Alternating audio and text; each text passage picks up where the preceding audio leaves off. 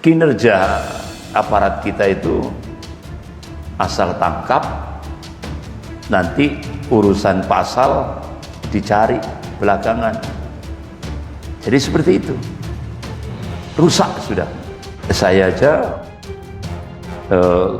kemarin pada saat masih sakit-sakit ini dilaporkan sama buzzer istana, ya kan, di Polres Jember. Akhirnya saya datangi, saya disidik mulai jam 10 sampai zuhur.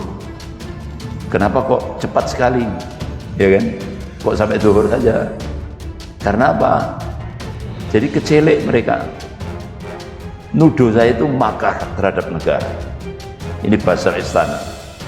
Dari Mabes Polri itu pertama 4 orang, habis itu selang sekian bulan 6 orang, terus terakhir kemarin hari Kamis minggu kemarin itu, yaitu di Polres Jember.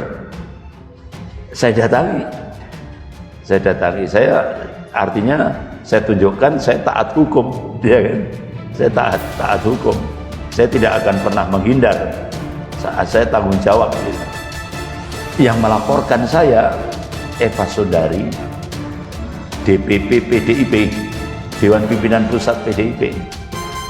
Kemudian Juhairi Misrawi yang jadi dubes Saudi, itu kan DPP PDIP. Kemudian DPW PDIP Surabaya. Ayo kita jihad, membela Islam dan muslimin. Hidup mulia taubat syahid. Para ummahat yang dirahmati Allah, media mainstream di Indonesia ini hampir 90% dikuasai oleh 9 naga oligarki Cina, hampir 90%. Ya. Seringkali kita mendapatkan propaganda politik. Islam itu suci dan ulama itu mulia, sedang politik itu kotor. Itu seringkali masuk dalam pemikiran kita lewat media mainstream di Indonesia ini. Jadi Islam itu suci, ulama itu mulia, sedang politik itu kotor. Karena itu jangan bawa Islam dan ulama ke dalam politik. Kalimat ini tujuannya apa? Untuk menjauhkan umat Islam dan ulama dari politik. Padahal politik itu ajaran Islam. Ini. Makanya sejak zaman kita dijajah oleh Belanda, masjid itu hanya untuk ibadah saja. Jangan sampai digunakan untuk politik. Ya kan? Makanya Bapak Muhammad Natsir memberikan satu ungkapan ketika kita dijajah oleh Belanda. Kalau kita beribadah itu difasilitasi. Ya, difasilitasi oleh Belanda kalau kita beribadah. Ketika kita masuk wilayah ekonomi, diawasi. Begitu kita masuk wilayah politik, dihabisi sampai seakar-akarnya. Contoh Ustadz Farid Ahmad Uqbah, ya kan? Ustadz Farid Uqbah, begitu beliau masuk ke wilayah politik, langsung dihabisi dengan tuduhan terorisme, ya kan? Padahal sampai hari ini tuduhan itu tidak berdasar. Bahkan PPATK yang menyatakan Ustadz Farid Uqbah mendapatkan pendanaan ya terorisme itu tidak terbukti. Jadi kinerja aparat kita itu asal tangkap, nanti urusan pasal dicari belakangan. Jadi seperti itu, rusak sudah. Sehingga akhirnya kita bisa melihat 3 ustadz kita, Ustadz Farid Oqbah, Ustadz Dr. Najah, ya, Jain An-Najah, Ustadz Anung Hayat itu. Ini benar-benar kriminalisasi terhadap ulama. Mereka gerah, mereka ketakutan ketika umat Islam yang punya komitmen pada Al-Quran dan As-Sunnah ini masuk wilayah politik, dihabisi sampai seakar-akarnya. Para ummahat yang dirahmati Allah, saya aja kemarin pada saat masih sakit-sakit gini dilaporkan sama buzzer istana, ya kan, di Polres Jember. Akhirnya saya datangi, saya disidik mulai jam 10 sampai zuhur. Kenapa kok cepat sekali, ya kan? Kok sampai zuhur saja? Karena apa? Jadi kecelek mereka. Kecelek itu apa? Kecelek itu apa? Tertipu. Tertipu. Jadi nuduh saya itu makar. Nah, kalau nuduh saya makar itu makar terhadap negara itu kan harus minim itu punya senjata, iya kan? Makar itu kan minimal punya senjata. Nuduh saya itu makar terhadap negara. Ini buzzer istana. Akhirnya saya datangi, saya disidik. Jadi apa? Coba videonya ditayangkan di kepolisian Polres Jember. Hanya videonya ditayangkan langsung. Nah, apa yang saya sampaikan itu hasil konferensi pers Majelis Ulama Indonesia Pusat di kantor MUI Pusat resmi, bahkan ditayangkan oleh TV One dan stasiun televisi yang lain. Jadi menuduh saya itu pendapat pribadi. Berarti kan tertipu kan? Ya selesai akhirnya. Sampai menjelang zuhur selesai, langsung skors sholat zuhur langsung saya tanda tangani, pulang. Bahkan undangan resmi dari Polres Jember itu diminta lagi. Jadi undangannya itu diminta lagi. Berarti kan seakan-akan enggak ada. Malah dari penyidiknya itu tanya, Ustadz, apakah sebelum ini ada penyidikan? Iya. Dari mana Ustadz? Mabes Polri.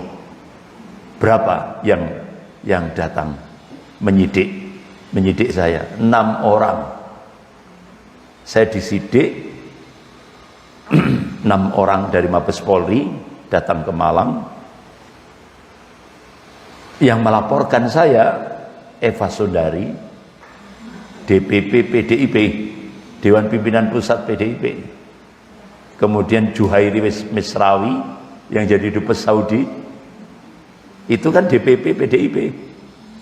Kemudian DPW PDIP Surabaya. Jadi saya dilaporkan tentang video tentang PDIP yang ngupas masalah PDIP. Nah, 6 orang langsung datang menyidik. Ujung-ujungnya apa? Saya ditanya dari 6 orang penyidik dari Mabes Polri, Ustadz mengupload sendiri? Enggak. Ustadz memotong-motong video itu sendiri? Enggak. Selesai sudah. Berarti tuntutan gugatan dari Eva Sundari dan Juhairi Miswarawi sama DPW PDIP Surabaya gagal. Selesai sudah. Tidak terbukti. Akhirnya saya dapat info setelah dilacak, yang memotong-motong video saya itu pemuda dari Medan, kuliah di Jogja. Itu yang ditangkap. Jadi saya bebas, lepas dari delik hukum. Jadi dari Mabes Polri pertama 4 orang, datang lagi 6 orang. Ya. Jadi mungkin gerah ya. Banyak kadang-kadang saya oleh teman-teman aktivis itu, loh, Ustadz nanti kok nggak ditangkap-tangkap ya? Ya. Loh, mau ditangkap, delik hukumnya mana? Iya kan? Wong saya tidak pernah mengupload sendiri, tidak pernah membuat potongan-potongan video. Nah itu. Jadi itu kan internal. Ceramah saya internal untuk jamaah. Kan dibolehkan, ya kan? Dibolehkan, kecuali untuk konsumsi publik, ya kan? Nah itu baru di situ ada celah untuk menangkap. Jadi itulah yang saya sampaikan. Kadang-kadang dianggap ini kok nggak ditangkap-tangkap loh. Karena memang tidak ada delik hukum. Kalau diperiksa, iya. Ya kan? Diperiksa, iya. Dari Mabes Polri itu pertama 4 orang. Habis itu selang sekian bulan 6 orang. Terus terakhir kemarin, hari Kamis, minggu kemarin itu, yaitu di Polres Jember. Saya datangi. Artinya saya tunjukkan saya taat hukum, ya kan? Saya taat hukum. Saya tidak akan pernah menghindar. Saya tanggung jawab gitu. Nah itu. Jadi para ummahat yang dirahmati Allah, itu tadi. Kalau kita sudah masuk wilayah politik, kita akan dihabisi sampai ke akar-akarnya.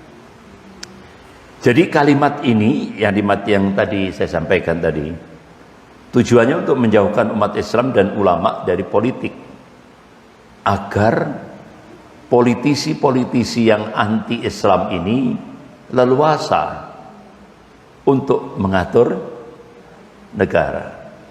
Tujuannya itu supaya tidak ada yang menghalangi.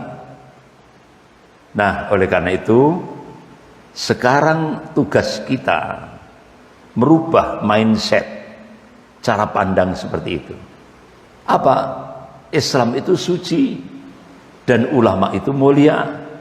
Sedang politik itu penting untuk mengurus negara dan bangsa.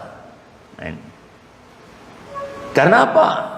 Rasulullah SAW dan Khulafaur Rasyidin radhiyallahu anhum telah mempraktekkan siasah as-syar'iyyah, politik Islam yang benar dan bersih. Untuk apa? Menjadi uswatun hasanah. Nah ini kalimat ini yang harus kita munculkan, kita sosialisasikan di masyarakat kita. Jadi kita rubah mindset itu. Ya. Karena kita jangan sampai Islam dipisah dengan politik. Karena politik itu merupakan bagian dari ajaran Islam. Nah itu.